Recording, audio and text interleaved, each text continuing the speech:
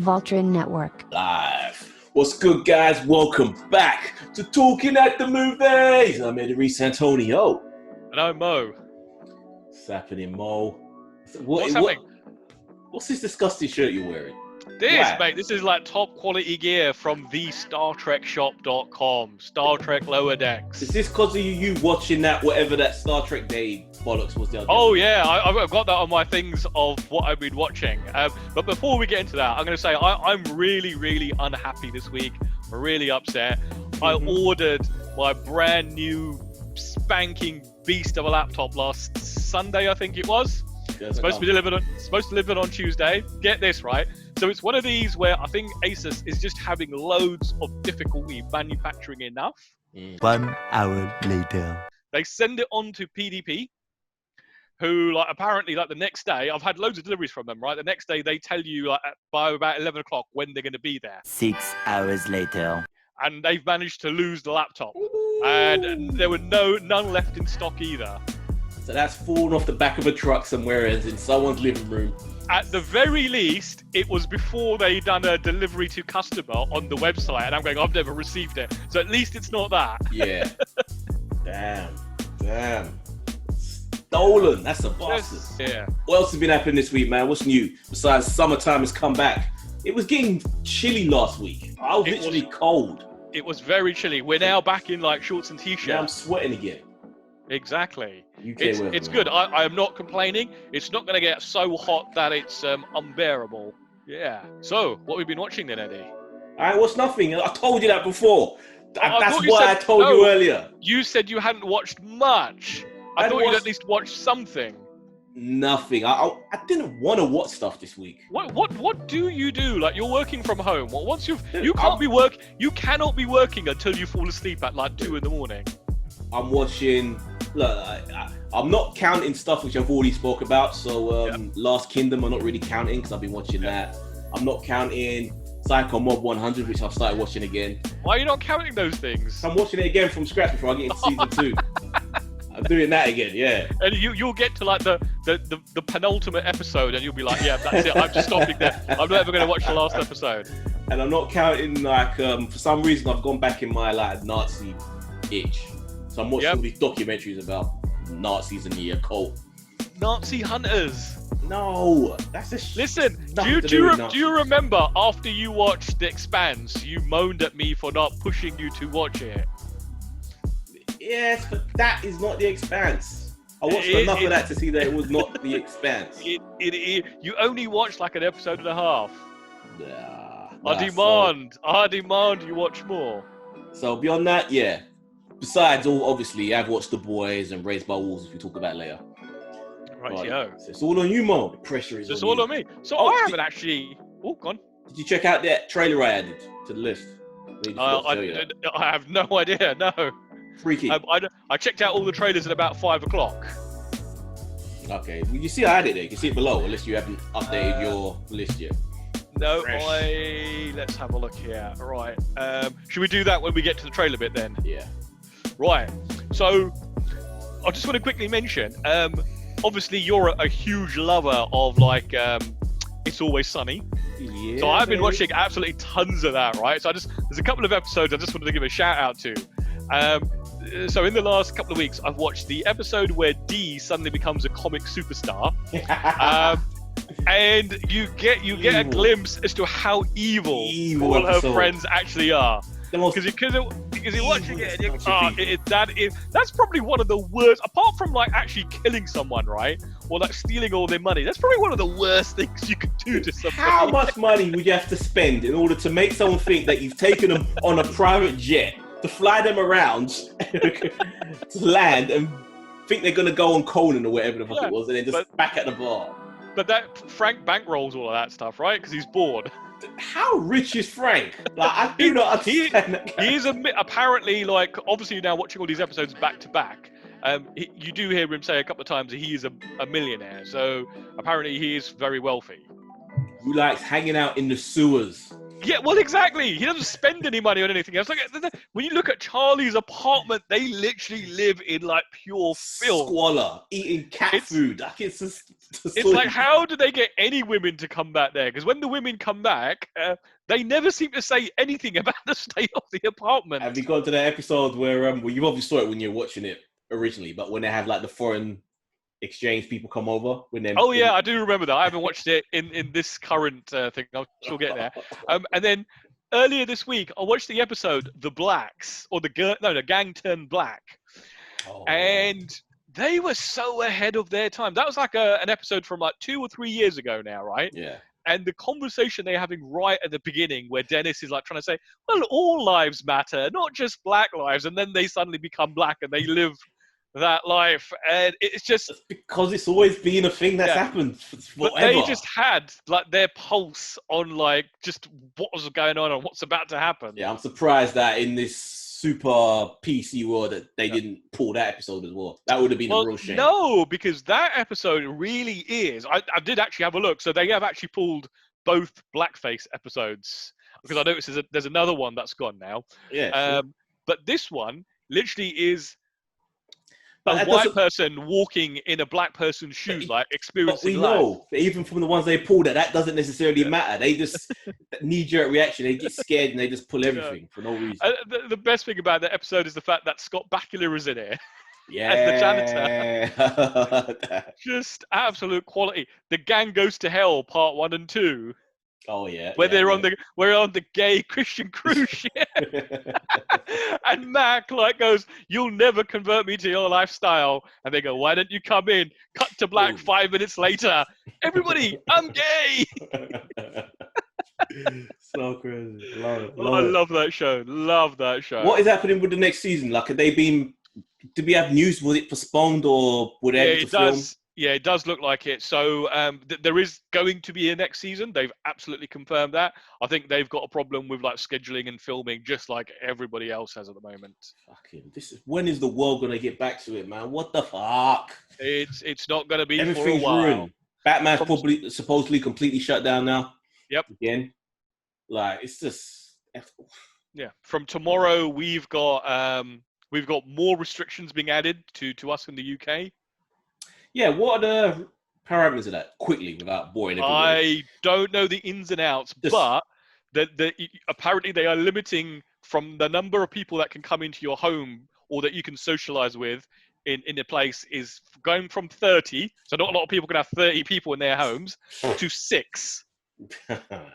Yeah, so basically, so they're limiting that, and apparently there are some massive fines for people who keep throwing house parties with lots of people. Yeah, that's gonna be weird how that works, because we've got a friend who's gonna be getting married soon, and I wonder how they ain't gonna stick to that. Apparently that friend of ours was talking to my mum, and he is looking at like trying to do it within the rules. Why? Just on the low. Just keep quiet. Just don't. As long as the neighbors don't know. You know what? This is a once in a lifetime opportunity, Eddie. Do you know how expensive weddings are? If you can have a bona fide reason for doing it on the cheap, take advantage of it. That's what I was actually saying to him. It's about being married, not the getting married. Like, who gives a shit? Yeah. The weddings are for the ladies, man. We don't care. We don't. Absolutely. We don't. No, we don't. Sorry, ladies. We just don't. We don't. We just want to get there. Once it's done with, fine. But that's it. Picking out flowers and venues and the cake and. I don't know. I think you'd love that sort of stuff, Eddie. Oh, looks. Oh, you'd be going to like the cake taster and like tasting all the different cakes. No, this is the one time I really would like. I envy Americans in that they could just go to Vegas and have that shotgun wedding. That's some like Chapel of Love with an Elvis impersonator or something. That would be right up my street. Just drive through, say my vows, and then boom. Well, I mean, you can do that. Apply for the proper paperwork, get on a plane, go, and you can do it. Actually, apparently you could do. There was something like that. I don't know whether the law's changed, but there was something like that you could do in Scotland. Right. Some weird little loophole where you could just do that and quickly get it done and come back. So maybe. Keep that in mind. You're keeping that like in your back pocket, just like you have the urge to get married. Like very bored on a Saturday night. Let's go to Scotland. Dude, the idea of a massive wedding with like 100 people there, like that gives me anxiety. Yeah, I know, but that's the thing that gives me anxiety. I do not intend to do that. See, just the thought of that could make me just completely break up with someone.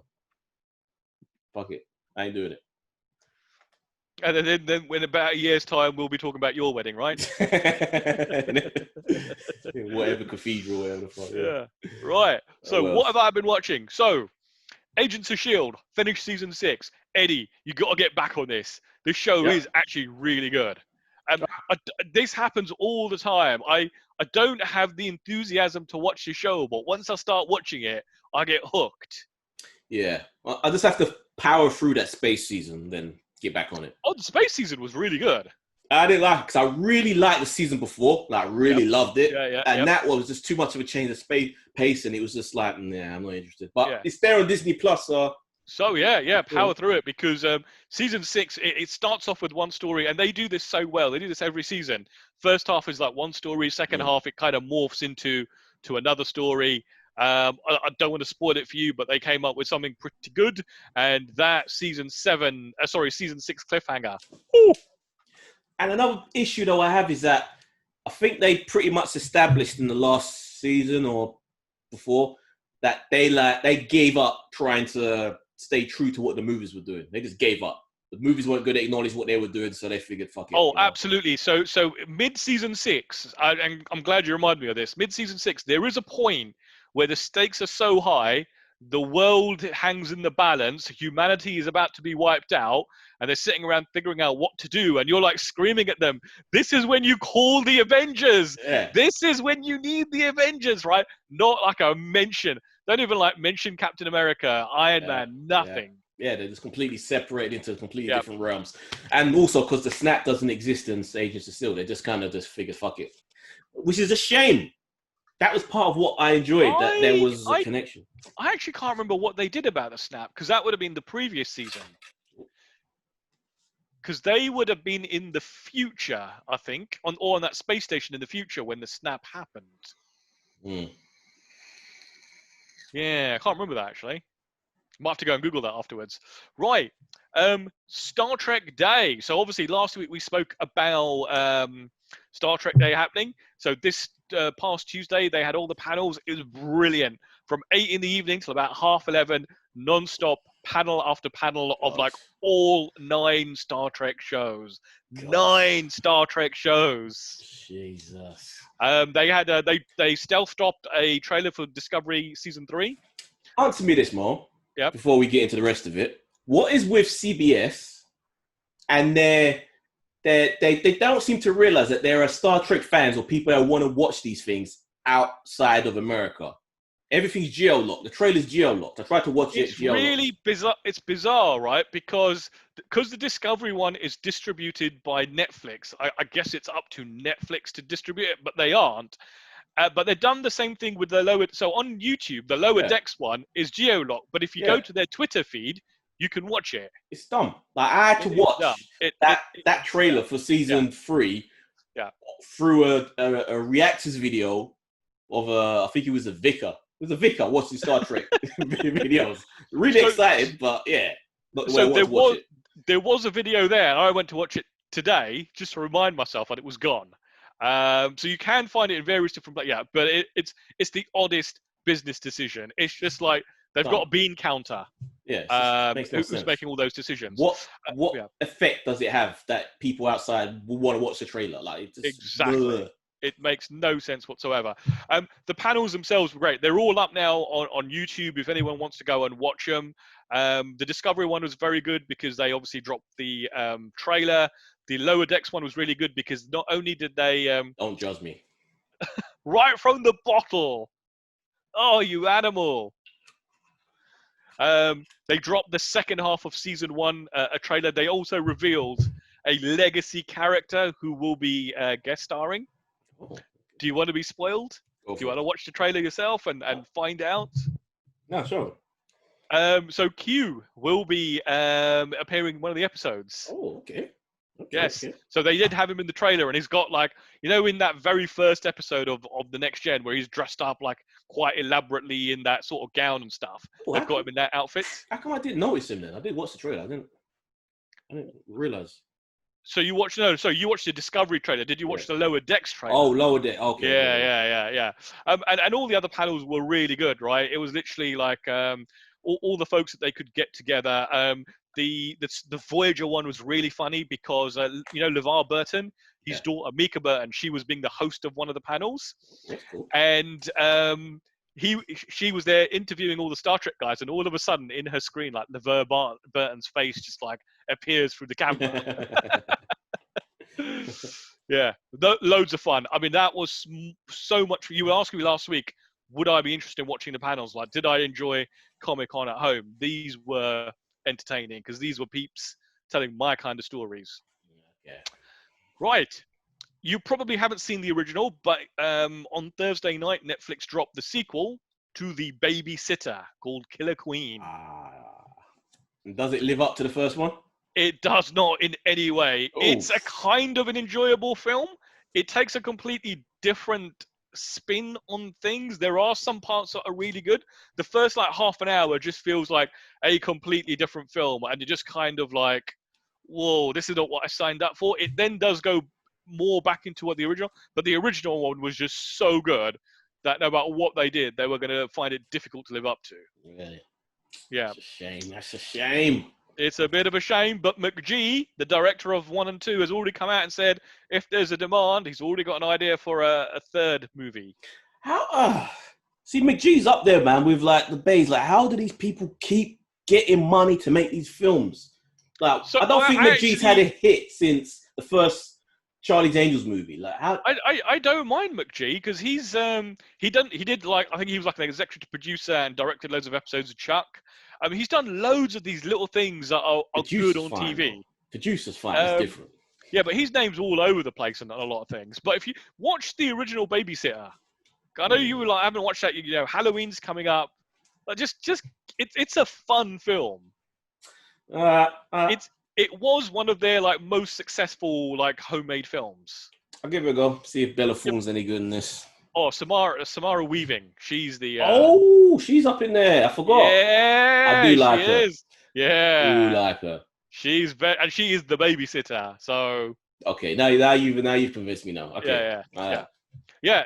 Honestly, now she's got to the state where if she's in a movie, I want to watch it because she's fantastic in that one where she's the bride and everyone's trying to kill her.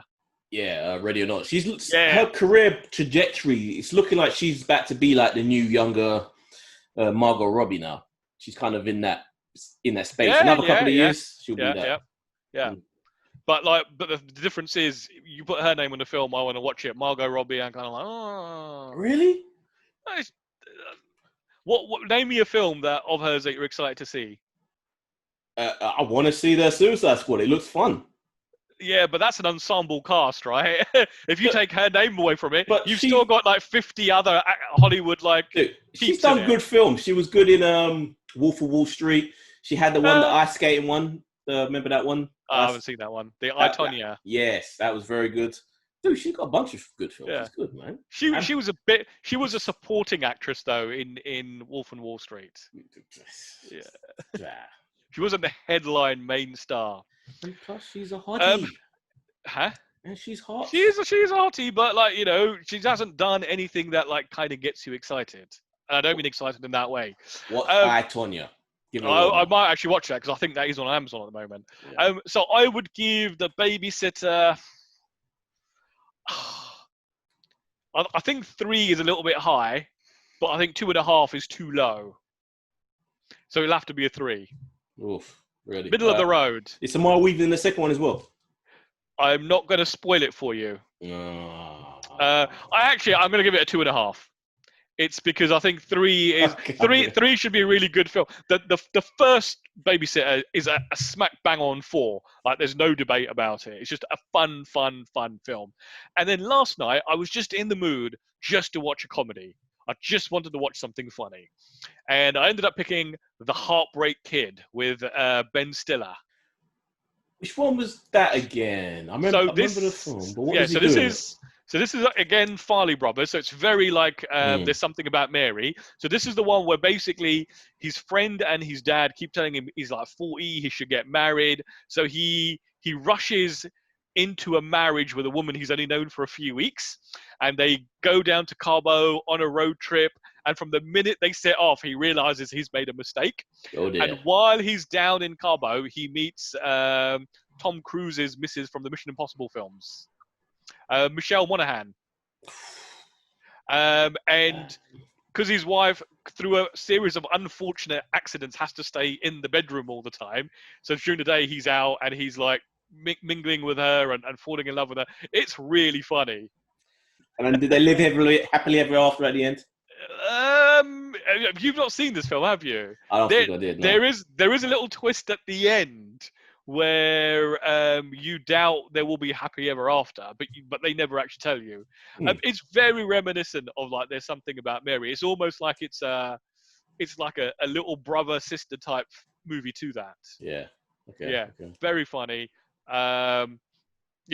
I would recommend Hartley if you're looking for something funny. I'd watch that. And that is the list. I mean, unless you want me to go through all the Star Trek episodes I've been watching this week, but seeing as you dissed my shirt, let me pull up the news and the trailer playlist. Well, are we just gonna get into Raised by Wolves? Oh yeah, let's go for it. Actually, yeah, Raised by Wolves. Raised by Wolves. Yeah, I'm starting to be more on the side of the androids now. You weren't from the beginning. From the beginning, it was kind of just looking like they were going to be like Mother was going to be just completely faulty and crazy and killing everybody. But now she's a lot more emotional. She's become more of a character now. Like there's empathy there, especially when we get to see her semi-origin story of how she was reprogrammed. And do you not think it's still?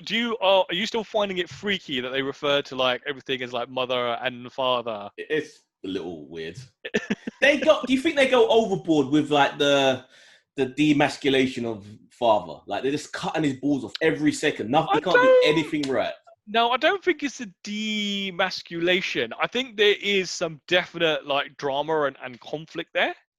Yeah, just cutting his nuts off. He can't do anything right. Mother's got to save him all the way. No, I think it's more of a case of one is just far more powerful than the other one, right? So I think there's going to be a story there like I can do far more than you can, and I'm just going to end up killing you. They got him fucking up with just normal things. Like I don't know if you've got into it yet, but there's stuff where he's just not paying attention and people are doing shit, and it just shows that he's just he's just inept. No, but he's not inept. He's more of he's trying to teach the kids to be self-sufficient and learn to take care of themselves. One of them tries to commit suicide. Wouldn't you on that desolate planet? Yeah, there's nothing to eat. Everything is radioactive. I know. And once they finally find something to eat, they got a bitch about it. All right. Okay. So, question: you're holding a spear. You're absolutely starving. Mm-hmm. What do you do? I'm fucking dying. I'm eating. I'm a meat eater. I'm not a fucking. I'm not eating moss. I'm not eating. Would you not feel like? And this is the thing, right? I think like in modern society today, that if you had to kill your own meat, you probably would be a vegetarian. Most people probably would. But that's just because modern society's made us soft. But once you're pushed to the limit where you're hungry and you're starving, and you've only been eating potatoes every day for a month, like I could do that though. Actually, potatoes. I fucking hate potatoes. You hate potatoes? I grew up with not much. All I ate was tuna, crackers, and fucking potatoes and oven fish. I can't stand all those things. Hold on, you used to like put the cracker, tuna, and a potato. Yeah, no. It was a mix of variety. But yeah, potato, I just can't do it. I don't think it's soft. I think it's the thought of just killing another living being. Soft. 100 years ago, 200, 300 years ago, no one would give a shit. Because people were hardened, they knew what they had to do to survive. But people would not be eating anywhere near as much meat as we do now. This is actually a relatively new thing. Like if you go back to like the 50s and stuff, meat was something you had like once or twice a week. I'm talking about the 50s. I'm still talking about that you can still go to the shop and buy food there. I'm talking about people have to hunt to survive. Yeah, but even then, like you were probably like farming and having vegetables most of the time. Meat would be like that thing you have once in a while. But when it was there to eat, you ate it. Oh yeah. You ate it. As long as someone else killed it. No, you're doing it themselves. Fuck that. So yeah. So what do you think about Luther Rackbrock, who's now like managed to like maneuver himself into a position of power by embracing religion. I'm starting to like. I like the wife. I'm starting to find him really annoying because it's just Ragnarok. That's what I like. That's exactly I what I don't like. like that. It just annoys me that he can't do anything else. That he's exactly the same. Even his accent's the same. That's what you want from him. You want him to like just be ruthless. You want him to be conniving and scheming. Act.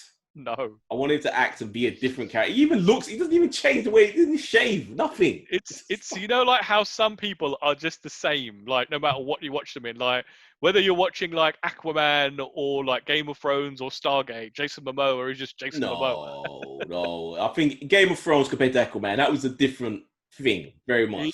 He is still very much like Ronan Dex. People who don't change, Tom Hanks doesn't change. I love Tom Hanks, but beside Forrest Gump, he's the same in everything. No, Big was a very different from like a lot of his other films. Barely. Harrison Ford doesn't change in anything. He's the same in everything he's in. So you'll just name like two of the biggest actors of like the 80s, 90s, and 2000s. Exactly, but they're the same. Let's just be honest. Call this spade a spade. They don't change. Julia Roberts, the same in everything. Oh, I don't know about Julia Roberts. She's definitely not the... Give me a character. Give me a distinctive character that she's Erin Brockovich.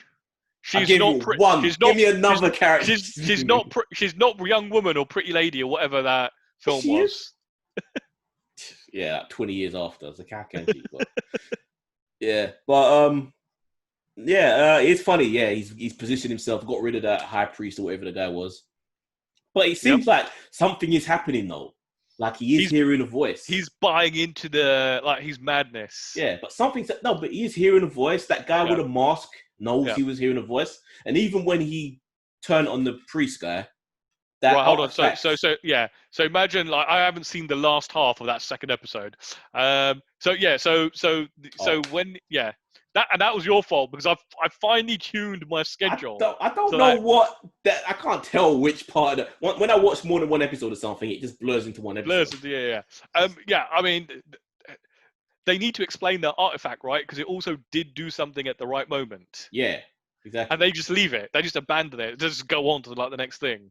Oh yeah, so you did see it then? That's what I'm saying. That's all. Yeah. So that's that episode. You're going. The guy in the mask knows he's hearing voices. I haven't seen that bit yet. Okay, well that's that. But when he turned on that priest with the artifact, the artifact did something. It set the guy on fire. So there is something going on there. Yeah. Weird. Are you still enjoying this show? I am. When you know there are new episodes, is it one of those sort of things like you want to watch it immediately, kind of like I'll leave this to the back of the queue type thing? Well, I watched them both today, so I left it a little while. But even The Boys, I didn't watch Boys till today as well. Oh man, Friday night I watched like The Boys, and then I watched Killer Queen. It bums me that it's just one episode though. The Boys, it's just this is what you've been like. I know. Advocating for I need them weekly because I don't want to binge them. I want to talk on social media about them. You don't even use social media. Be careful what you wish for, because it's just because this was I guess because it was a slow episode. This is getting to The Boys. You got any more to say about? I was gonna say it was not a slow episode. The one thing I will say about the weekly drop: have you? I don't know if you've read, but it's been review bombed on Rotten Tomatoes because they're dropping it at one a week. Yes, silly. That's dumb. But no, I thought this was a slow episode. It wasn't as eventful as the last couple. It was kind of more just them hanging out, getting to know. And then what would happen if you had the next episode to watch? You would have just gone straight onto that, and you wouldn't have noticed the slowness. Although I didn't think it was slow because a lot happened. Right, you got like those three going on a little road trip. Exactly, hanging out down to North Carolina. You've got like Billy going to rescue his missus, making a fine mess of that one. That's where his acting is so good that he shows that he can't be bothered about the kid. I know, what an idiot. What, you can't just, she's a soup freak. Why would you say that about a woman's kid? And I have to admit, hands up, I have to apologize to Billy Butcher's wife. Last week I was saying that he should just abandon her. She cheated. She didn't cheat. She was raped. So not her fault. She is a victim in this.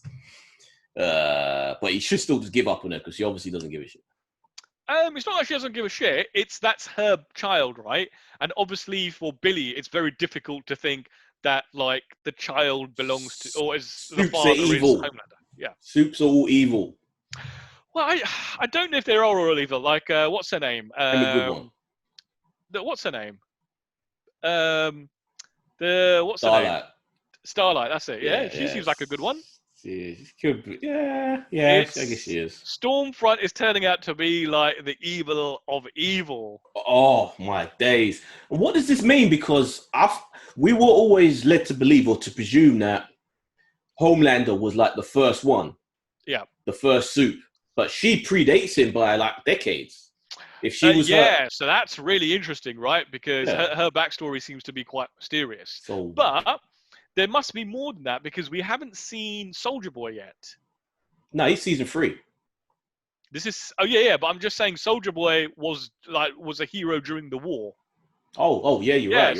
So he's older than like Homelander, unless Homelander has just aged really well. Yeah, so I guess they haven't really explained this in the show, and I didn't read far enough into the comic books to know about this. So I'm presuming that there was other groups before the 7, or maybe a previous iteration of the 7. So I guess we'll get more of that next season. So that'd be cool. What did you think of all those little interviews that the Deep was doing? I kept wondering what are these? And then when you see that one chick, that one at the end, right at the end, and you're like, that's it. The ideal woman does exist, but nope. But not for the Deep though. Nope. Not for the Deep. No. And poor old Translucent being kicked from the 7. Translucent? You mean? A-Train. Sorry. Translucent. He got kicked. He got blew out of the 7 season 1. So Homelander cleaning house. But he can't though, because then he went on TV and said that we've got a black guy in the team. So I guess he can't really kick him out now. Because that happened after. Well, unless they just get another black guy. Are they ready? Well, there's the guy who's all like in a suit and everything as well. Black Noir, but he even said he doesn't even know if he is, because he just don't know. No one knows. And then the way he outs May. Yeah. And like tells her that he knows everything, and you don't know. Does he just have more important shit to worry about that he doesn't care, or is he like planning something? I think, you never know with him. He can be vindictive, but I think he may have replaced Maeve with Stormfront, because we know that something's going to happen with them. We've seen it was ruined in the trailers, so we've seen that something's going to progress with them. So she absolutely knows how to handle him, right? Yeah. Like to the point where his eyes are glowing, is about to like blow her out of existence. Yeah. And she calms him down and gives him the little talk. So what's the deal then? So she was a hero back in what did they say, the 70s? I think that's about right. That's when she killed the guy, and then she disappeared. Yeah. So I'm presuming they just put her on ice, made her retire, and now they've given her a revamp. Yep. But we don't know what her story. We don't know what her powers were originally. Has she got new powers? Did the 7? Did her Voight change? We need to know more about what was she called? Liberty. Yes. So I'm assuming one of her powers is she just never ages. Yeah. But Liberty doesn't sound like. We haven't talked about like the most important thing this episode. What's that? The return of Elizabeth Shue. Oh God, that's how could you even just pretend? That's just gross. That is so gross. That guy. The way while he's just sitting there lying in her lap, all of a sudden the transformation happens. He just can't look. And then he can't even look, and he's just going, turn back now. It's because he's just gross. The guy's just Then when he turned into him to be himself, at the end, oh my Lord, I have not laughed so much at anything in a long. It was an incredibly well done scene, but it was so funny. No, it's not gay if it's yourself. I'll suck your dick. You can look into your own eyes. I'll suck your dick. That's so fucked up. Then just kill you. Just like where most shows won't dare tread. This like thing just goes there, man. Does not care. It will go right there. That was so well done. It was brilliant. it was that, but you couldn't look away from it. That whole bit where he does transform into himself. I know, with the negligee on. That's the kicker, that he's still wearing the lingerie. So Loved it. It was gross. great. Obviously, all the stuff between oh God, I can't remember Jack Quaid's character's name now. No, I was literally trying to think. I kept Starlight. It's Starlight and not Stormfront, Starlight. Yeah. So that's she's ripping his heart out, dude. Like she just keeps giving, like she pushes him away and pulls him in, gives him hope, and pushes him away again. No, I think she's doing that for his own good, right? Because essentially, Homelander is a murderous fuck. And then she went and hung out with him, and then they fucked in the motel. That's pulling him right back in. That is, but like she's obviously human as well. She has these feelings, but she realizes that if she gets caught, like not only will she die, but so will he. Yeah, she should be fucking him then. Huey, that's it. Yeah, she shouldn't be fucking him then. She shouldn't be going on a road trip. But like, you know, because I know like you're a cold-hearted mofo. You've never had these feelings for anyone. But there are just times we just need to grab that other person. I very much could imagine having those feelings about her because she's just too hot. But the problem is that's why she shouldn't be hanging out, because she knows that's just going to rip him apart. Yeah, man. I do wonder if because you know they specifically call out the fact that she's chipped.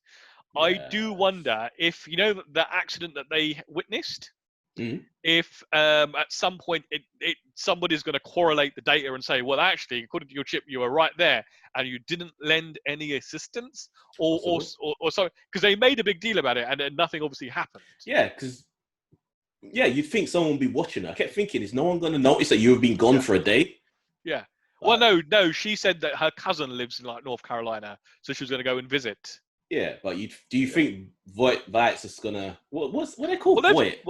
Yeah, Voight. But they've got that team, because you know that chick who's eating the chocolate. Yeah, that are monitoring them. Yeah, she'd think they'd always be watched. So yeah, that's the weird thing. And she finds Billy. Yeah. What's the world gonna do? What's Black the world gonna do when he catches up with him? That's gonna be interesting. Yeah.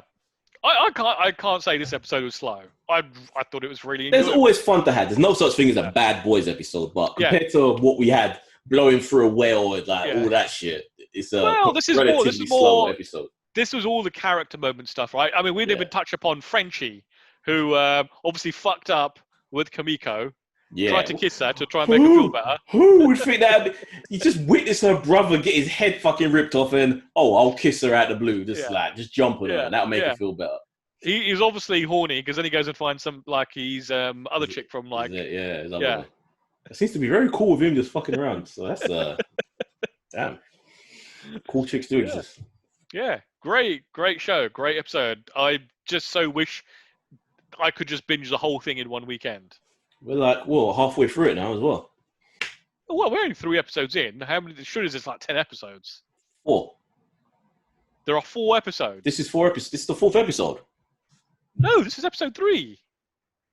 And there's how many? 6? Oh, hold on. Was there 3 last week, or was there 2? Yeah, there was 3 last week. Okay, so that's episode 4. Okay, so we've still got 6 left. If there's 10. I don't think there's 10. Could be 8. Yeah, that's the problem. I think it's only 8. But then if it only needs to be 8, it only needs to be 8. I don't want them to pad it out with unnecessary bullshit. I want more boys. I want it just to be like boys all the time. But it wouldn't be special then. Okay. But I've heard you would like boys all the time. Fuck off, you bastard. You son of a bitch. Yeah. So thumbs up, loving the boys. Loving it. Right. If this was Netflix, we would be getting spin-off series, because there are other teams in that world, in the comic book. There are loads of other teams. There are indeed. And we would have series of those. And I kind of wish that there was, just to kind of fill in the gap between seasons. Because that would just be, I want more. We always want more. Yeah. A great advocate for like dropping them all in one go. I hate you, Eddie, for like making this happen, making us suffer like this, making us feel like we're back in the 90s. My force. They listened. Why wouldn't they? So what next? Right, trailers. Let's do it. You want to watch that trailer that I added?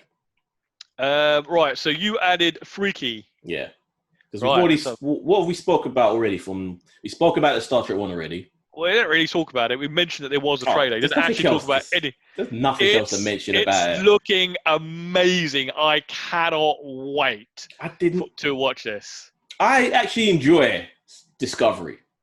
Like I watched them, I enjoyed the show. Even when people bitched Yeah. about season 2, Yeah. I was like, yeah.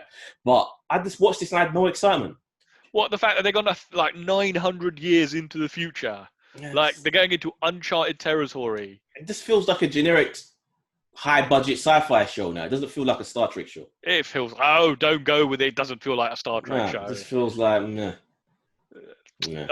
Don't worry, we'll discuss October 16th when the new episode premieres. Right. I guess the next one up is June.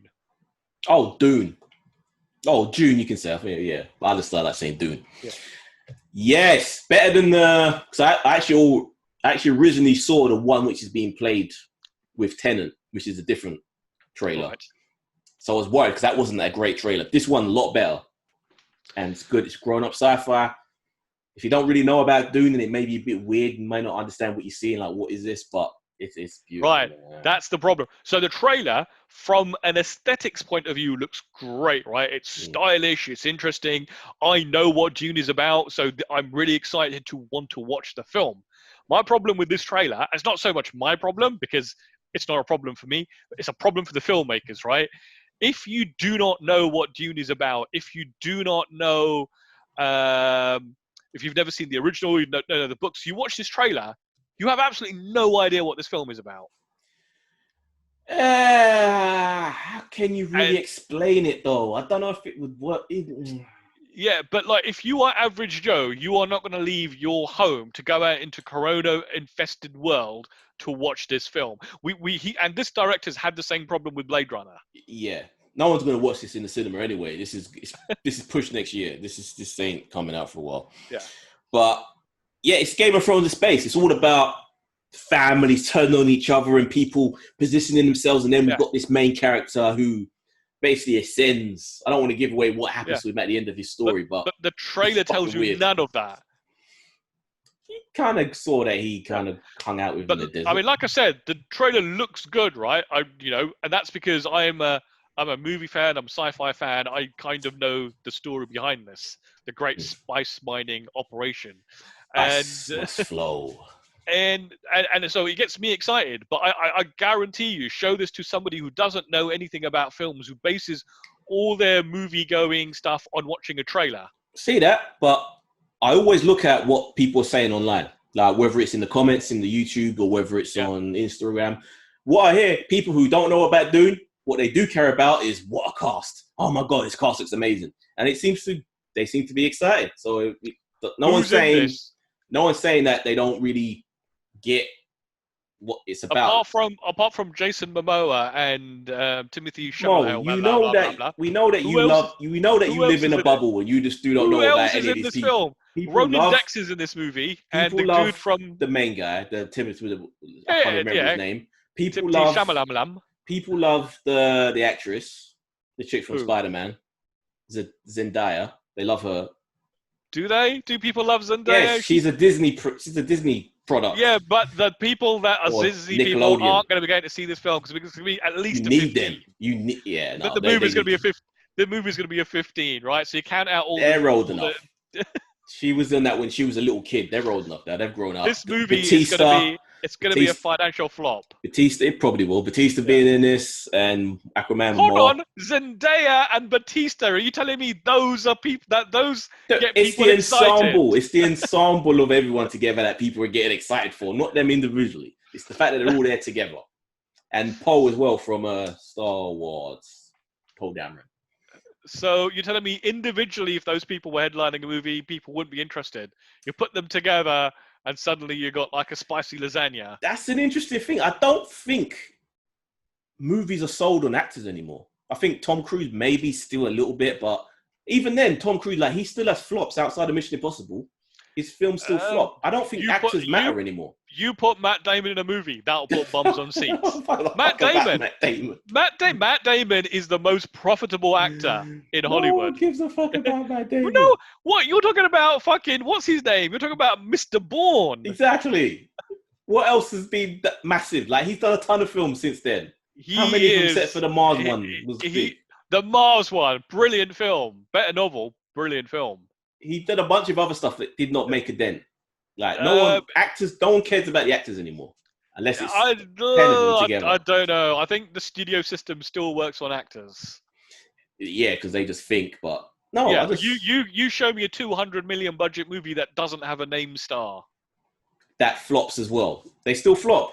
Tom Cruise, Jack Reacher, still yeah. flops. But The I'm saying, Rock, everything he does, even though he's the biggest paid, everything he's that the in highest paid ensemble he's still the highest flops. paid actor. Yeah, and everything flops. Skyscraper, the one with the gorillas. I bet you saying they're flop. I bet you they make their money back because no one would keep putting him in a movie if they weren't making their money back. They're not successes though. Not You don't need every film to be a success. If you make a smaller budget movie, you can the profit is larger. Skyscraper was not a small budget one. Not at all. Yeah, no. I guess we should mention the fact that this was supposed to come out in December. Can't remember when in December. I don't know if it's been officially announced yet, right? Because it's another Warner Brothers movie. Warner Brothers have got a bit of a problem. Yeah, they've pushed Wonder Woman back, so this will get pushed, definitely. Yeah, absolutely, it has to. Yeah. And we'll probably come on to that in the news in a minute. And then we've got an Adam Sandler movie that I added last night, Hubby Halloween, which I'll watch it just because it's kind of I'd like to see a horror comedy at Halloween. There's no horror in this. The next one is a better horror comedy that we're going to check out. Right. This one, though, Freaky. Nah. You remember Freaky Friday?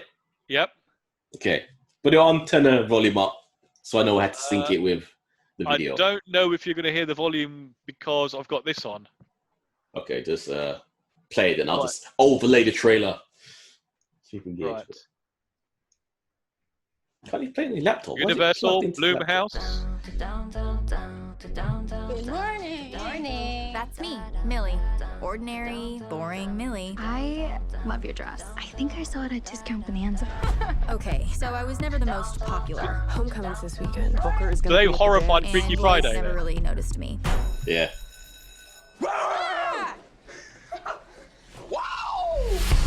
Honestly, if this was a horror movie, I'd be one of the first ones to get killed. Cue the creepy dude in the mask. Like I said. Oh! I like this idea. Switch with the serial killer. Yeah.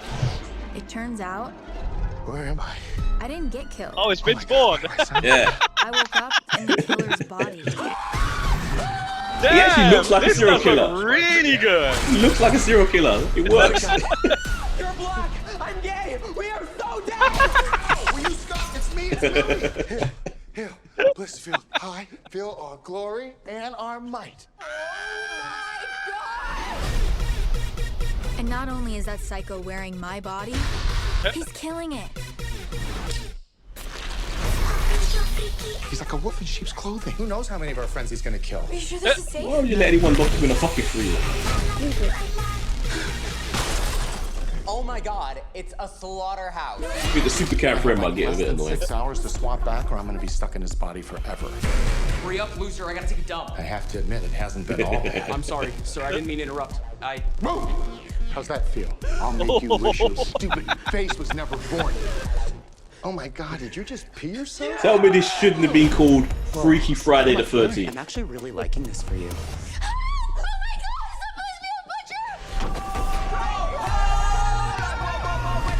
This looks really good. We're gonna get killed by Murder Barbie.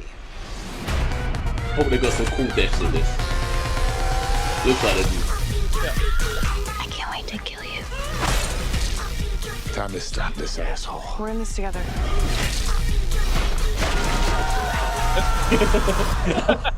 I want my body back. Come and I get just like the idea of a serial killer in the body of a hot teenage girl. That's just funny to me.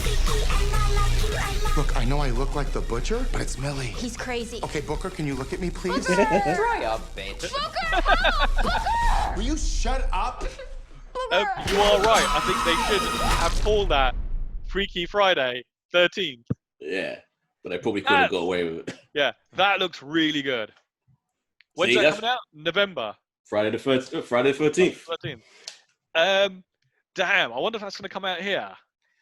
I reckon it's going to be like a VOD thing, man. It has to be. Do you reckon? Because... But then again, it will win the weekend. It's guaranteed to win whenever it comes out. Because that's probably done 10 million tops, right? Budget-wise. Bloomhouse, yeah. That's just their MO, right? So that potentially could make a shit ton of money. Could do. Because what? Tenet did get the 100 million, nowhere near how much it needs to be a... I think it's made 150 now, isn't it? Like, if you put in, like...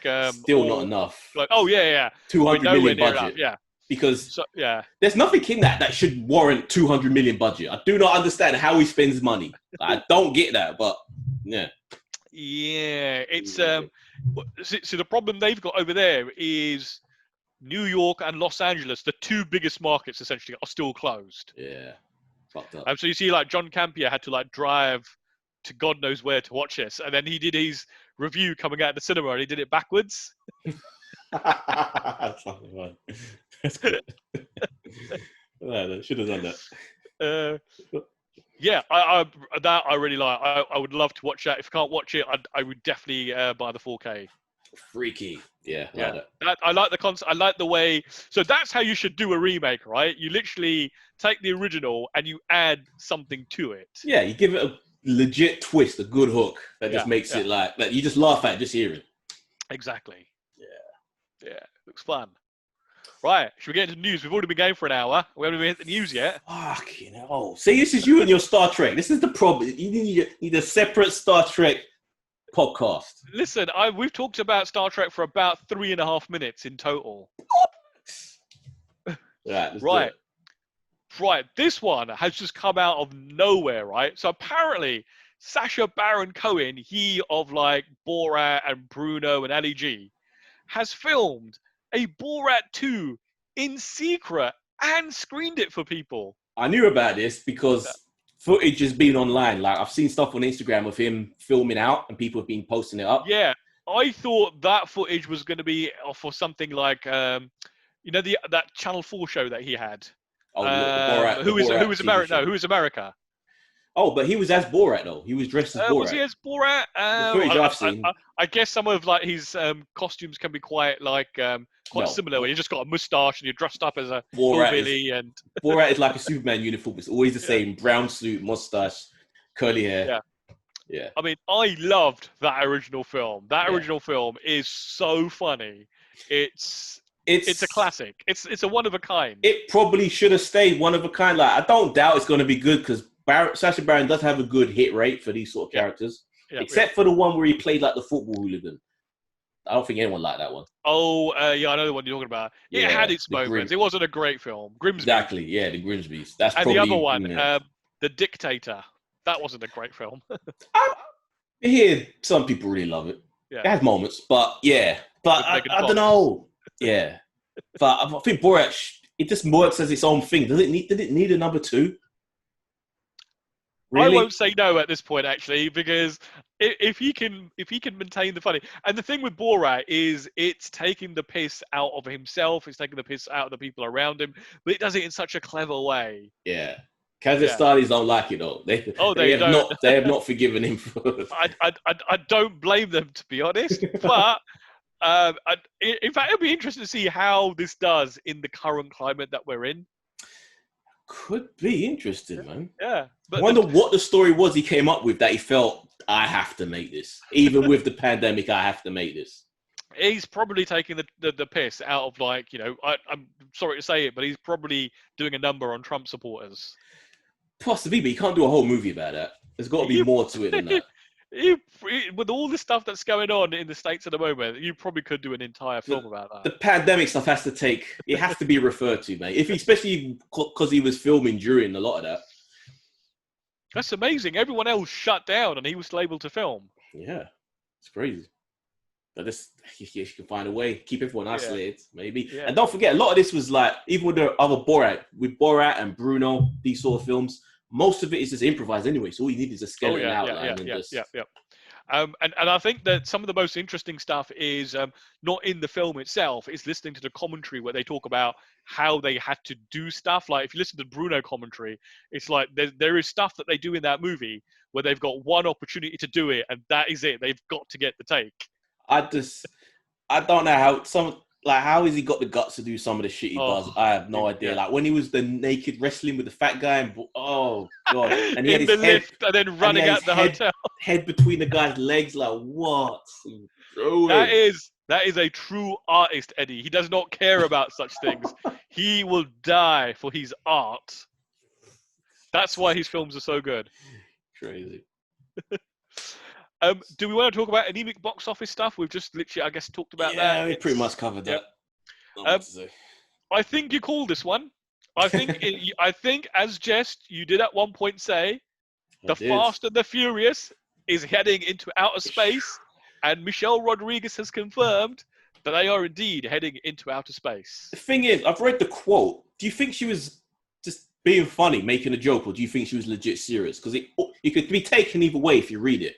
That she could be saying, yeah, we're going to be going to space. How did you guys figure it out? Da, da, da. No, seriously, we had good female writers and we have a female director. Like, it kind of sounds a bit like it could be a bit of a piss take, that she could be joking. Because she says that she herself doesn't go to space. I've only seen it in the in the written word, so it's very, very difficult to know whether it is or not. But let's be honest, this is what have they got? Like 9 films now? Is number 10 or is this number 9? 9. At some point, you've done all the heist and car chases you can do, right? Tom Cruise is going to space. Why not Fast and Furious? I miss when Fast and Furious was about street racers that were stealing VCRs. That was what the story was. They were stealing that DVD was like the players. first 2 films. DVD players. That was the whole thing. And now they're going to fucking space. Surely you want to save space for number 10, though. What can you do for 10 to top space? You go to another galaxy. Alien invasion. That's got to be it, man. And how do you get? It has to. A car has to be involved somehow. Oh yeah, it's gonna they're gonna go for a stunt, right? They're gonna jump off a mountain, off a ramp, and then all of a sudden, Toretto's gonna hit the turbo boost, the NOS, whatever, and it's just gonna that's going up. Miscalculate. Yeah, exactly. Nah, so ridiculous. Or they're gonna be 2 cars round the orbit of the Earth, and they're gonna drag race around the Earth. Don't even play, man. Or drag race on the moon. That's what's number 10. Race on the moon with a buggy against a moon buggy against Toretto's whatever the fuck he drives. Oh, number 10 is Showdown on Mars. Oh, Jesus, with Elon Musk. Yes, with No, but they're doing the Tom Cruise one, so maybe they won't team with him. But right, Vin will probably try though. It's just this is the thing, right? So this will make a load of money. Poor old Dune won't. If cinemas are open, yeah. Oh, well, it's Universal, right? So Universal have pushed this. Like, the next Fast and Furious movie is not coming out until sometime late next year now. Yeah, indefinitely. Yeah. And talking of Universal, so Sony, essentially all their expensive films, right? So we're talking that 150, 200 million budget. They're basically, none of those films are going to come out until the pandemic is over. Yep, that's Venom 2, shelved. Yep. And that vampire one, Morbius, yeah, with Jared Leto, shelved. I even forgot about that until someone's told me about it the other day.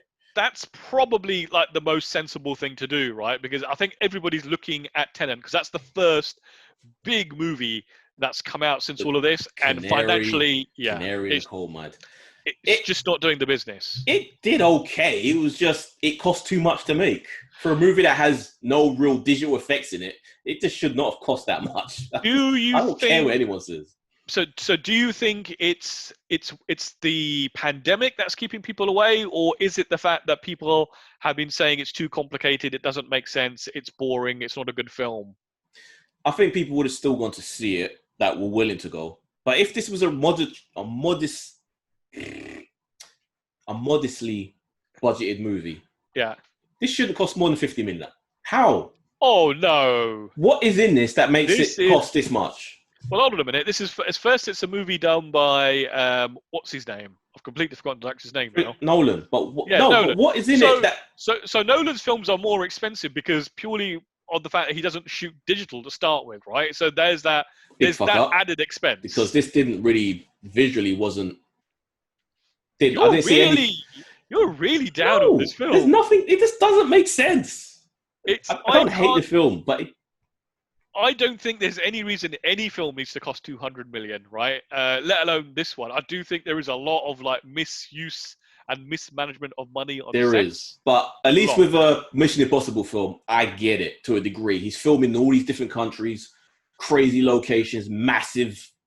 Well, they went on a lot of locations for Tenet as well. How many? Airport, a boat. They were in like London. They were in Prague. They were in India. They didn't need to go They went India. to Russia. What was in India that they needed to actually go there? They bunted up a building to make it authentic. You know, like in years to come when they add like smell-o-vision to like the you'll be able to smell the Russian cold air, or you'll be able to smell like the sights in or the smells of India, or like the bacon stuff in like Prague. What's embarrassing is this: I was watching the behind the scenes thing for Man in the High Castle for season 1. Yeah, nothing's real. Like all of the things which you think are just sets. Yeah, it's all bullshit. Even mountains in the background, like, and it all looks completely believable. That's a TV show, and it looks perfect. There is no reason for Nolan to do what he did when a TV show was able to make me believe that they'd made a Nazi version of a New York and a Japanese San Francisco. And even film and TV are two drastically different things. No. They absolutely are. The production values of TV, I know they are blurring. They are coming like. Dude, did you watch? You would not notice any of those digital effects. You didn't realize. realize. Absolutely. No. I mean, but it's the same thing. If you watch like Broadwalk Empire, right? That's still going back 10 years. Like, I don't know if you've seen that video floating around YouTube where they show you the sets and then they add like all the additional stuff. It's all everything that you don't think. It's crazy. Yeah. Films are just done on another level. Tenet did not need to go to India. That was a waste of money because they could have done that on the green screen. And it would have looked perfect. I think inside of you, you don't want to say it, but you didn't like the movie. That's why you're so down on it. I don't hate the movie. I don't. I enjoy the idea of it and its original take on time travel. Right. As impractical as it may be. Right. So MGM is developing a RoboCop prequel series that focuses on a young Dick Jones. Yes, you remember who that is? So it doesn't actually have a RoboCop in it then, right? Does it? No. So this is like Gotham. But it has no.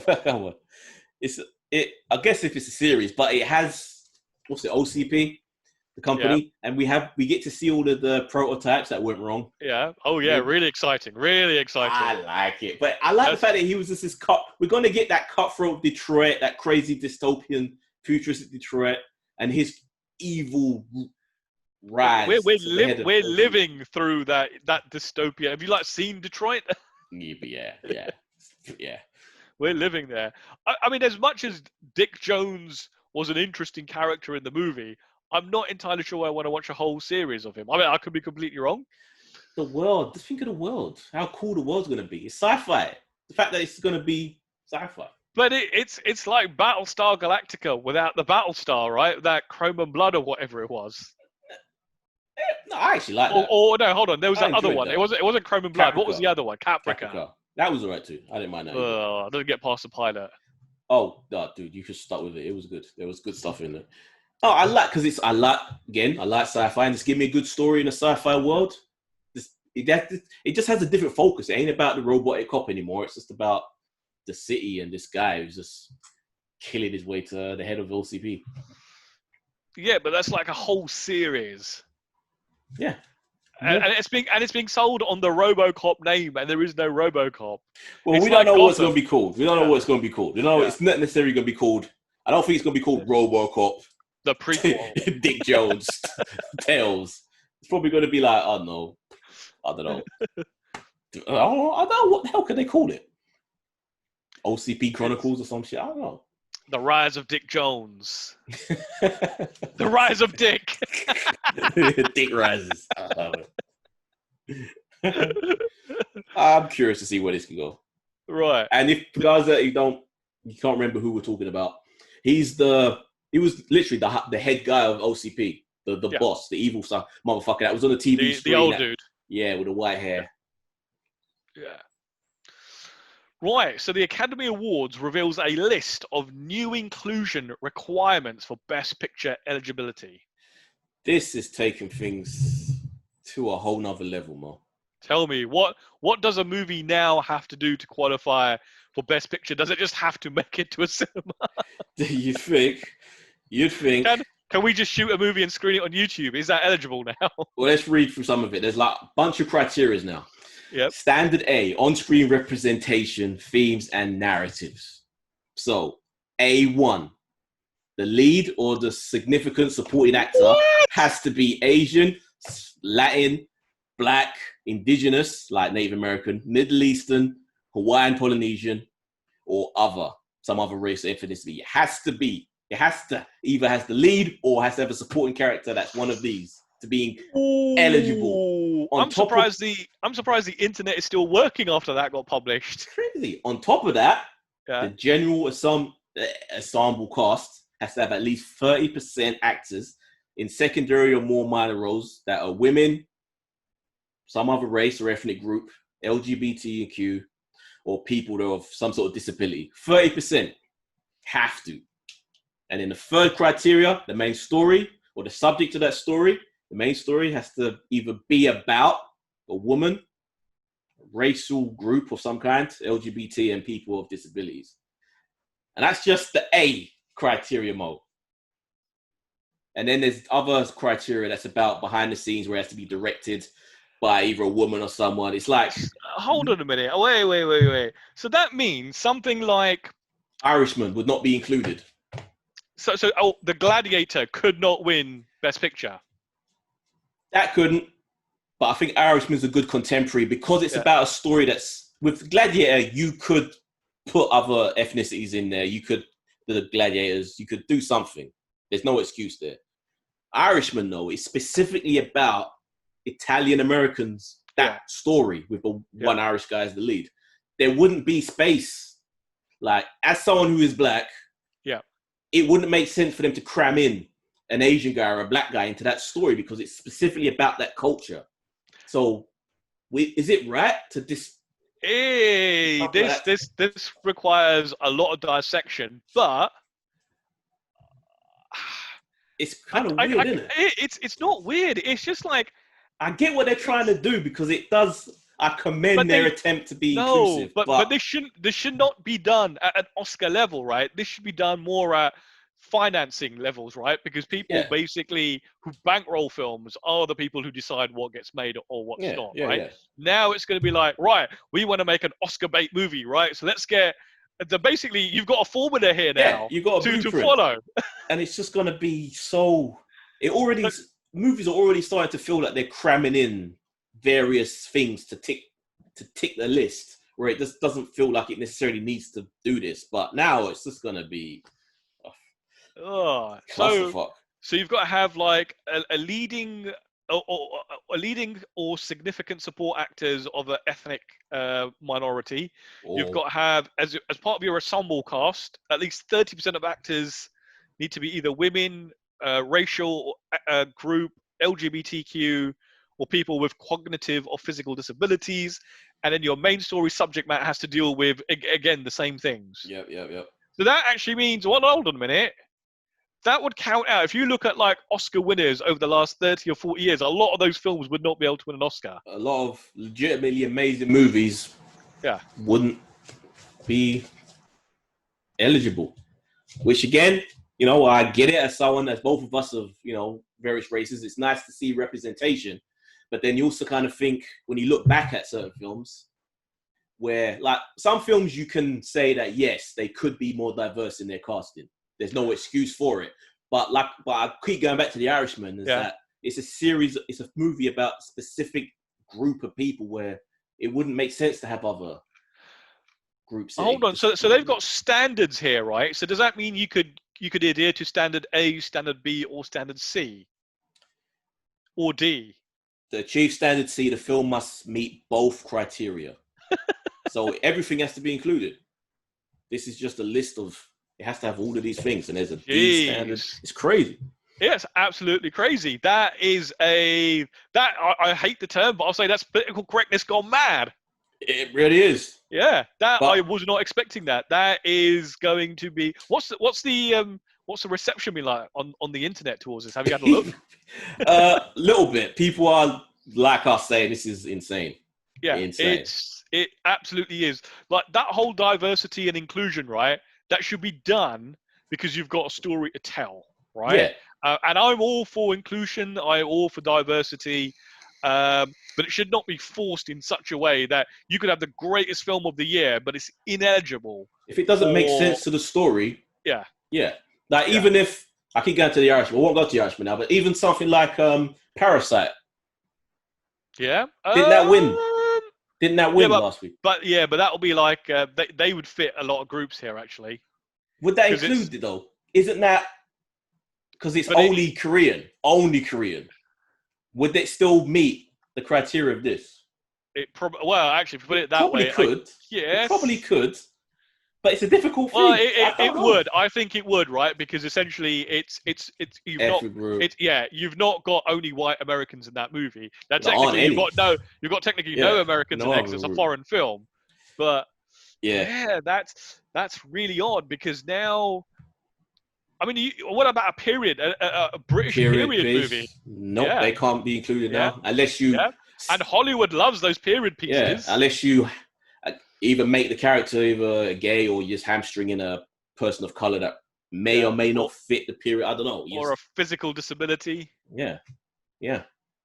Honey Boy could have done good if they held that back 2 years. Damn, I can almost see all the YouTube videos now. Hollywood, go woke. You go woke, you go broke. That's gonna be. Oh. This doesn't kick in until. This isn't going to be from this next one. I think it's. Yeah, I was going to say you're going to need a couple of years, right? Because the movie business is done. Like films that are coming out 2 years from now are in production. Yeah. Films that are 3 years from now are in development. I forget what year it is. I think it might be still like 1 or 2 years. I think it's like for not next year, but the year after. I wonder if this will die before it goes live. Oof, man, who knows? But yeah, it's crazy. It's crazy. That is very, very crazy. Here we go. For both the 96th Oscars 2024, a film must meet 2 out of 4 of the following standard. Oh, so you got to meet 2 of the 4. So you got to meet standard A, B, C, and D. 2 of those. That's it, Eddie. I don't think we're ever making an Oscar-winning movie now. Certainly not Best Picture. No. Going to the next one. It kind of doesn't really connect in. But it's interesting. It's one of your stories. So I purposely didn't put this on the list a couple of weeks ago because I thought you didn't want to talk about it. But obviously, you're starting to turn into like a Star Trek fan. So Star Trek Discovery Season 3 will introduce Trek's first transgender and non-binary characters. So now I do have a bit of a problem with the word first because technically that is not correct. Isn't that big gangly guy supposed to be something? No, they've never really talked about his sexuality. They just talk about him being scared all the time.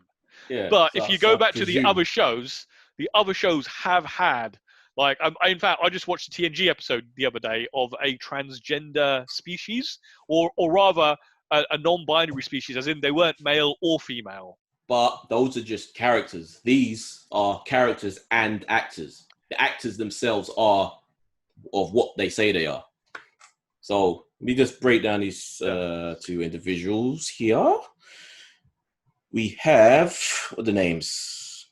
The characters are called Adira and Gray. One's played by Blue Del Barrio, who was born female, because we're learning, guys. We're trying to be more progressive. We're trying to be more inclusive. Sometimes we stumble over our definition of things, but we're trying to get our heads around it. So yeah, she was born, or they represent, their term for themselves is they or them. Born female, but is neither a male or female. So that's non-binary, right? Yeah, that's the non-binary one. And the second one is an Ian something or other. Ian Alexander, who was born female, but lives as a male. Identifies as a him, as a man. And I think they're actually a couple in. It looked like from the clips I saw that they were kind of together. So I don't know about that, but I think the interesting thing about Ian Alexander, he's going to be playing a Trill, right? So essentially, like, a Trill has all the memories of the host that goes in them. So they have the female memories, they have the male memories. Yeah. So when I was reading this, I would have thought actually the non-binary character should have been far more interesting to play the Trill, right? Because once you've got all those memories over like several generations, like being male or female probably doesn't mean anything to you anymore. Could be. But maybe they. We're trying, guys. We're trying. They just killed it in the audition for whatever the particular role was that they were auditioning for. So I'm interested. I wonder how it all kind of fits together in the series. Is this part of the new crew they meet? Because it seems like they hook up with like a whole bunch of other people. Well, yeah. So anyone that's not on the ship are people that they're going to meet in like the like in the future. So yeah, man, Star Trek being well, Star progressive. Trek is like the poster child for progressive TV. Always has been. That is it. Yeah. Interesting. Shall be watching out of extreme curiosity. Did you ever watch the AO? Yes, on I Netflix? did. Yeah. Yep. Ian, I think he was on that. I watched the first series. I haven't seen the second one yet. He was in the first series. Is it? I barely remember the fact that Jason Isaac was in it and they were trapped in that room for most of the series with interpretive dance. AO? Yeah, the AO. With the woman, the blonde chick. Yeah, she's an angel. Yeah. The original angel. Yeah. They spend most of season one trapped like in those little cubicles, yeah, and they had Lorca from Discovery season 1 as the guy. Yeah. So Star Trek should be interesting. So mini news. Nicolas Cage's Joe Exotic lands at Amazon. I look forward to watching that. It could be fun. That could be lots of fun.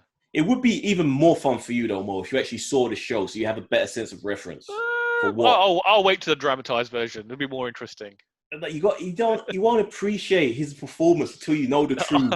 I've seen enough to know exactly why they've cast Nicolas Cage, because I can imagine him doing that to an absolute T. I don't know why you deny yourself. It's such a good show, man. It's crazy.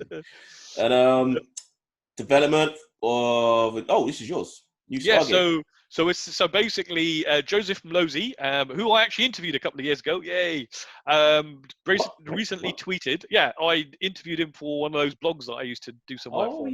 Yeah, so he was a writer and a showrunner of the original Stargate shows, has tweeted to say that Brad Wright, who was the showrunner of all of those, is currently working on a new Stargate series, or has got one in development with MGM that basically works within the framework of everything that's come before. So it's not a reboot. It's not a soft reboot. It literally will just carry on. I want a reboot. Same universe. No, I want a reboot. No. I want a new showrunner with a new vision. I want a better budget. I want a Star Trek Discovery budget for a new, better. It's MGM. MGM have no money. They don't have a streaming service. They don't even put out their own movies like Sony and other companies. They have to license their films out to other studios to get out. Team up with Amazon or Netflix and let them pay for it. They probably will do something like that. But all the things you said, absolutely no. I don't like the cheaper. I enjoyed the movie Stargate. Probably will look more expensive, but we want it. TV. There is 17 seasons worth of canon. We want to keep that. Us true fans. Anchor. It's just an anchor for their story. 17 seasons. That including Atlantis? Yes. And does that include Galaxy? Yes. So you've got 10 seasons of SG-1, 5 seasons of Atlantis, and 2 seasons of Universe. I like Universe. No one else liked it, but I enjoyed that shit. So you liked all that, like that WB drama, not WB, CW type drama. Dude, the other show was way more. How dare you? The second season, that first season, I will be doing a rewatch soon. Actually, had a lot of like drama in it that wasn't really sci-fi. You'd rather that bullshit of fucking Atlantis. That was horrible. Atlantis and SG-1. That was like premium prime Stargate. Cheap cardboard sets. No, it wasn't cheap cardboard sets. Blue Peter costumes. Listen, I go beyond just like the physical realm, right? I immerse myself in the history and the culture Stargate, and the mythology. Stargate is the same level as Doctor Who, as far as I'm concerned. Eddie. You need to do a rewatch. Right. So the only bit of superhero news that we have this week is Kumail Nanjiani talks about the Eternals. Nanjiani, that's it. Have you seen the picture of him? Jacked, yeah, that come out. Yeah, a year he's ago now. proper jacked, mate. He's Sick. proper jacked. Especially like if you watch him in something like that Silicon Valley, where he just looks like me, essentially, right? Yeah. He's really bigging this up. Now, obviously, he is an actor in the movie, so you have to take some of what he says with a pinch of salt. But he's essentially saying, I know there isn't much news yet. I'm in the dark too, but trust me, I can't wait for it. Whenever it comes, but I promise the movie will be worth the wait. It's the most exciting, fun, epic, thrilling, hilarious, and moving project I've ever been part of, and it's massive. The scale of it is unlike anything I've ever seen. I would walk out onto the shoot and be awestruck by the sets every day. That's not saying much necessarily, because look at everything he's done before. They've all just been little rom-com comedy things, nothing big. So anything that was relatively large would blow his nuts off. I kind of get that. I bet you Angelina Jolie's not going to say that. But I like the fact that he's got that. Yeah, but Angelina Jolie's been in this business for a long time. Exactly. I bet none of this excites her. She knows what a big set and crazy money is. Yeah, but there's She was also on like Alexander set. Come on. Yeah, but probably like she's in it for the paycheck now. These things don't excite her. Whereas for him, he's a young, hungry actor, and he's shown he's got talent, right? He made that like The Big Sick was like a really good film. So he has that hunger that like a lot of these older actors now miss. I'm kind of into this because I think he plays someone who was masquerading, the alien that he is, the Eternal, masquerades as a Bollywood actor. That's why there's a Bollywood dance sequence in this film, apparently, a big one. Yeah. Which he was saying that he loved when he turned up on set and saw all these brown people. He was like, yeah. So I think that's one of the reasons why he got in such good shape as well, because he has to be like a movie star. Yeah. So this will now at least satisfy some of the regulations for Best Picture, right? It would, because that whole, it really would. There's female members of the cast, ethnic, yeah. See, look at Disney doing it without even trying. Killing it. I'm actually really looking forward to this because it's very different from all the other Marvel movies, right? It's kind of set like in its own, all the new ones thing. Yeah. The Eternals, you got fucking the Shang-Chi one coming, which I do not know how they're gonna pull that one off. Yeah, they're all kind of going in different directions. Although they're kicking it off with Black Widow, which is just more of the same, really. Which won't be out for a long time. When's that coming out? Yeah, I'm assuming that's going to get pulled as well. Yeah. And I don't think it's going to end up on Disney Plus either, because we didn't speak on it, but Mulan, not doing good. Not doing well. So do you think it's not doing well because people are just pirating it, or it's not doing well because people weren't interested, or it's just too expensive? And you didn't mention the whole boycott thing, which is going crazy right now. It's getting a lot more traction now because of the fact the news came out that they filmed it in a province in China where they've got the camps where they're holding all the Muslims. Right. So that's gotten a lot of kickback. And Disney are like, Disney released a thing saying that they're worried about it. Like, oh dear, sorry. But if you actually watch like a lot of the reviews that are popping up on YouTube, right? I'm talking even professional reviewers like Commode. Commode actually seemed to like kind of enjoy the movie. Oh, did he? Yeah. Oh, most people are. He was like saying so maybe I'm like paraphrasing too much, but he was saying things like, I wish I got to see this on the cinema. It's a very pretty movie. He did talk about it being a little bit hollow and that kind of stuff, but he was very positive about it. You never know with Commode. Like, he did like Tenet. That doesn't surprise me. That's right up his alley. But yeah, I'm surprised he liked Mulan. Very surprised. Okay. So right. Do you want to talk about a bit about the gaming stuff that happened this week? Let's transition. Talking. Well, we had a name for this. We had a name for this session. Shit. Anyway, gaming talk. Whatever. Okay, right. So, have you seen the stuff that's happened with Microsoft this week? The speaker, right. So, up until like this week, that console was just a rumor, right? So essentially all they've been showing off is the Xbox Series X. Yeah. Which is like the big boy, the expensive one, the 4K. There were rumors that they were going to be like a little cube one. That was the renders we were seeing, but turned out it's going to be this weird little speaker-looking thing. Yeah. So this essentially sells at $299, right? So the big Xbox is $499. This is $299. And essentially, Even- the difference is, Even $4.99 is pretty cheap considering, like. oh what yeah, it considering is. what's in there, and I think they're being really aggressive because apparently some stuff has now come out from Sony that they were actually planning $4.99 for the discless and $5.99 for the not with the one with the disc. Apparently, they're now running around internally trying to drop those prices. If they could. They will have to, right? Because you cannot bring out a console that's £100 more than your competitor. Xbox did it last generation and they lost out. Sony did it generation before and they lost out. So they both know if you come in much more expensive than your competitor, you've lost from day one. Thing is, Xbox, they've got that Game Pass thing. I think Sony does have something, Sony Go or whatever it's called. I don't know if they've got something similar to Game Pass. Yeah, because it streams games and you can just download games straight. Yeah, but Game Pass is different, right? So Game Pass basically just gives you access to like all the first-party games and some other games. Yeah. And you can just play any game you want as long as you subscribe. Yeah, but it won't. I don't know if I'm not asking you this. Will it have? It won't have brand new games on it, would it? As Game Pass. So basically, on Game Pass, How do they make money?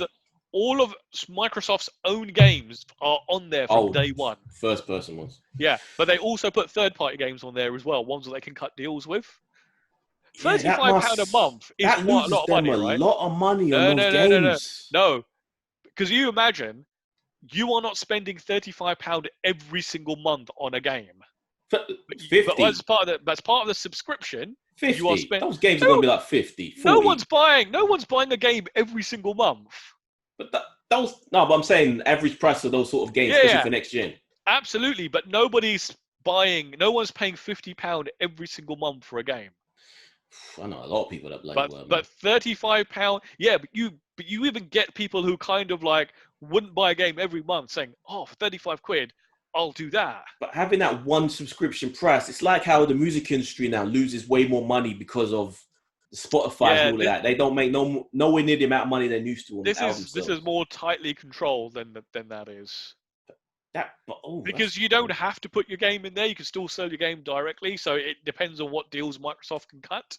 But from a Microsoft perspective, bam, you get to play all their games. Problem is, Microsoft games. Yeah. Halo. But it's the games you can't play on PlayStation, right? It's their exclusives. Yeah, but they don't have good. Sony has all the good exclusives. Microsoft doesn't have that many. Nowhere near as good. Nintendo has all the great exclusives. Yeah, but this thing I reckon is just going to fly off the shelf this Christmas. $2.99. Yeah, that's crazy. If you're a parent who is buying a console for your kid in their own bedroom who doesn't have a 4K TV, there's no need to spend that $4.99. It's true. It's true. How are Sony going to answer this? If they can't, which I don't, there's no way that discless one's going to be nowhere near that cheap. Yeah. So they're going to have to try and figure out something, maybe their version of their Sony Go, whatever the fuck it's called.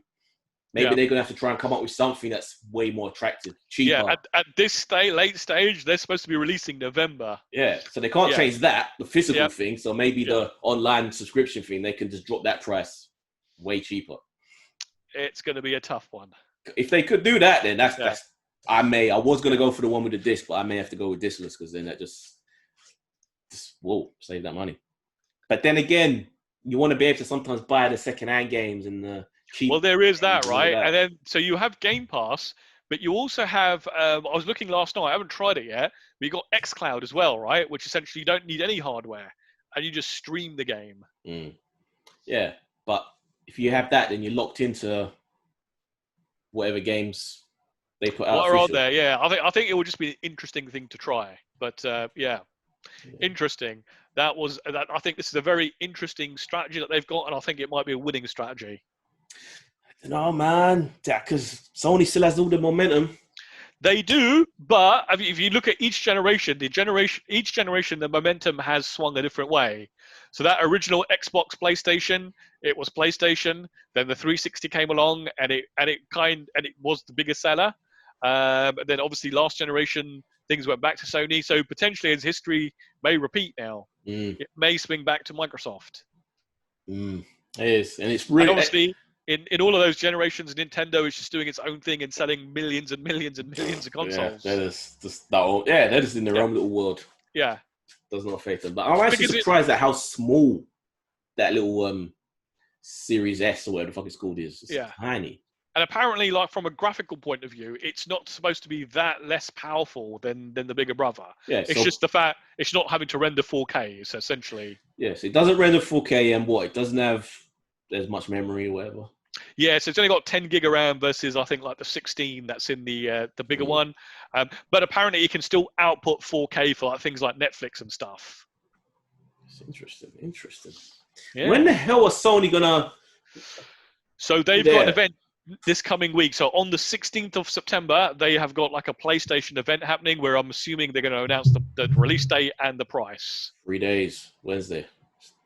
Cannot wait. I really can't wait. Love it. Not excited at all about the Sony reveal, to be honest. Why? I don't know. I just never am. I know the only thing I'm going to want to play next generation from those consoles is Street Fighter. That's your problem, man. You're one guys. He's a one game dude. He doesn't play anything else. He says he plays these Nintendo stuff. But I like the Nintendo stuff, right? But if like Nintendo was having a conference next week, man, I'd be like, I'd be down for it. I'd be tweeting about it. I'll be like writing off like, right, 2 more nights, 1 more night. Another question though. If people who do decide to get these out of the gate, are they going to be able to actually get their hands on it? Or is it going to be... This is a thing. It's going to be so limited, right? Yeah. And it looks like there is a possibility with like PlayStation, they're going to be in so short supply that it only actually might release in the US this year. Yeah, I heard that we're going to be a little delayed. Not by much. Only by like a month or 2. But yeah, still, we're not getting it as quick as... Well, I say a month or 2, yeah. So you're basically into next year at that point, right? Yeah. And even then, the quantities are going to be so limited. And you got to kind of wonder, in this current economic climate, are people going to be willing to pump down like 500 quid on a console? We'll find out, man. You got people getting like evicted from their homes and stuff, right? So True. this is like, there is a part of me that just thinks maybe just delay this by a year. That's what I thought they should have done. Like, I'm still surprised they're doing this. Yeah. Like, I would have sworn that they wouldn't have gone ahead with this. But I guess they don't want to be the one to, because they don't want to give the other person a head start. Anyone that decides to pull back, that's the problem with them doing it at the same time. You would have thought maybe the two would have got together and had like a gentleman's agreement that we just delay for a year. That would have made more sense, especially since they've got no games. Yeah. There's nothing next gen coming. Like, can you name a next gen game dropping? So Microsoft haven't really announced anything. And the only one from PlayStations I can think of are like Ratchet and Clank, Gran Turismo. Yeah, two games. Yeah. That's it. Like, whenever they show stuff, it's games which are still going to be available on current gen. Yeah. Just upscaled a little. Yeah, they don't have a killer app. They don't have like Breath of the Wild, which launched with the Switch, which just was revolutionary at the point. Crazy. Yeah. Yeah, it's crazy. But look forward to finding out. Cannot wait. Simone. Right, so we've got like something from Instagram from one of our listeners. Could we go over this? Right, hey guys, just heard your review for Tenet. This is from Kamran. Just heard your review from Tenet. Really enjoyed the film. Not Nolan's best, but still damn good. But I got to agree with Ed's about John David Washington. No, you read that. We didn't do this last week. Yeah, we didn't do this. We did. We did. We didn't. Remember I said we've got Instagram stuff, but we'll do it next week. But I remember when he said he didn't like Washington, and I gave the fist pump. No, you must have read the message. I didn't read it. You did. I swear we listened to it last week. I have not read this. You've like just now ruined this whole thing. You got to edit all this now. Keep reading. No, you've got it. We'll leave it. Keep reading. I got to agree with Ed's about John David Washington just not having the charisma to be the lead. He was the weakest part of Tenet, but got to hand it to Nolan for being so original with his movie concepts. I would give it a 4-5. Also, I have more one questions above. Hold on a minute. Right, hold on. So then he sent us one for this week as well. I've just watched the first 3 episodes of Raised by Wolves, and I have to say I'm impressed. I thoroughly enjoyed its performances, were great, especially the mother android. The production design looked like they spent some money on it, and also loved the world technology of it and can't wait for the next episode. In fact, you know what? You might be right. It wasn't last week we read that. It was a week before. Yeah. I knew it. Yeah. Hey, I'm crazy. Trying to check it. Hey, I'm crazy. Yeah, I was. Now my phone don't work. And then he's also messaged us in the last couple of days. Hey guys, how's it going? Just wanted to say now that Salim's no longer a host. I would like to nominate myself to take his place. We'll put that to him next week when we're done. One has to go. He's given us a few more of those like director editions, like Reservoir Dogs, Pulp Fiction, Kill Bill.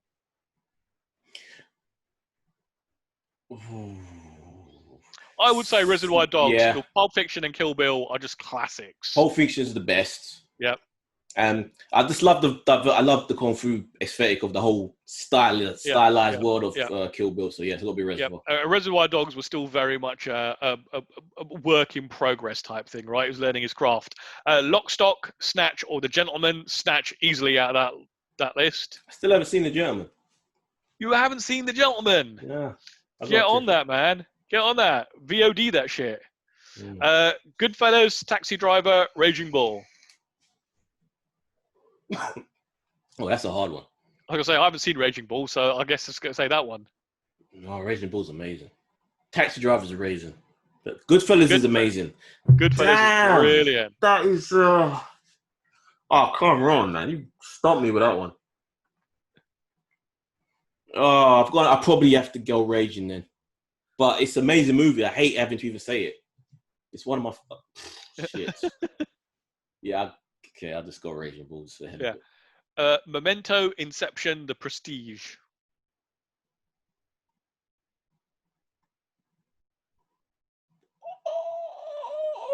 I haven't seen The Prestige, so I'm just going to say The Prestige.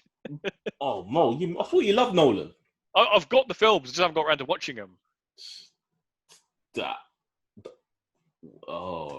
I'm going to go Prestige, but it could, if anyone says it's their favorite Nolan film, I could not argue with them because it is a wicked film. The next one, Fight Club, Seven, or Zodiac, I'm going to say all three because I couldn't care about a single one of those. You've never seen any of them, have you? They're not horror films. No, I've seen Fight Club, I've seen Seven, I haven't seen Zodiac, but I just don't care about them.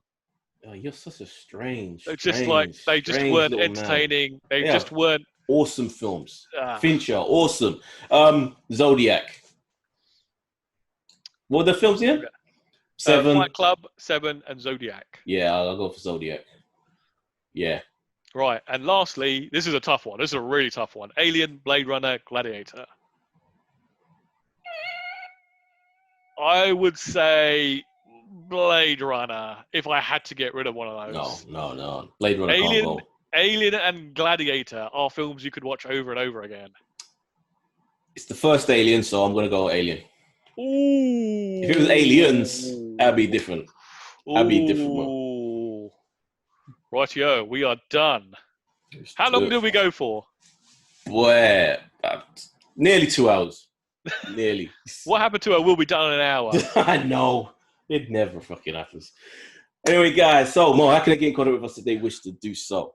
Right, folks, if you want to email us, we are at tatmpodcast@gmail.com. If you want to tweet us, we are Talking Movies 3. And if you want to follow us on Instagram, we are Talking Movies. Talking at the Movies. If you want to follow us. You definitely want to follow us. So, guys, from me, The Race. And me, Mo.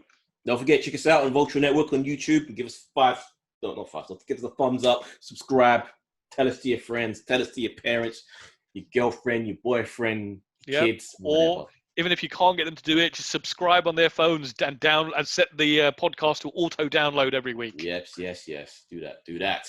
So, from me, The Race, from Mo, and we will see you next week.